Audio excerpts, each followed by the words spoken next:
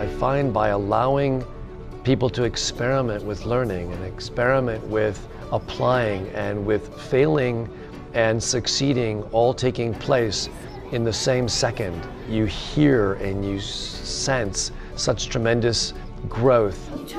When you give them control of their learning, they learn so much more. I'm not one of the people who tend to put their hand up a lot in class and give an answer. I feel more confident putting things forward on SmartAmp because people have different ways that they'd work out an answer to a question. So like with SmartAmp you can put your own answers down and how you worked it out. So if someone's struggling with it, they can use the same method, or if someone else has done something, they can use the method that they understand the most. Shall we put no for now? In the class right off the bat, that students that might in other senses be quiet are vocal, they stand out, and they're visible within SmartAmp's workspace. Just in the chat, they have really reflective conversations, and they're like, okay, what do you think? And what did you think? Oh, I think this. Well, how can we put that together? We kind of like have our own personalities, but when we come together in a group, it really comes in. You get different ideas from your from a different point of view. How they did the lighting, like, you know how the words? Yeah.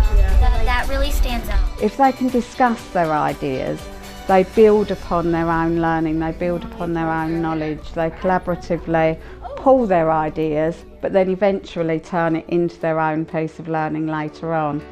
It's meant for them to collaborate, to explore, to go beyond what they thought. Definitely changes the way you learn. It changes, there's multiple possibilities, and it shows not just what you're thinking, but it gives you new ideas on what somebody else is thinking instead of sticking to one thing. Before, a device was almost a one-way tool. They were just almost getting information across from that device. Now it's a two-way device. They're actually contributing and creating. They're using AMP as a way of asking questions, a way of understanding, and a way of delivering knowledge to each other. And what was interesting was that a boy that's a very reluctant writer really loved the writing, really loved the literacy because he could type it in, because he could have the discussion, which he loved. With maths, I've got a very reluctant girl that doesn't usually like number work. She sat there, she was grinning away, she was interactive with it. Pretty soon it's the I got it, it's the wow, and they own what it is that they're doing, and when they own it, it's so much more powerful than anything that I could ever give to them.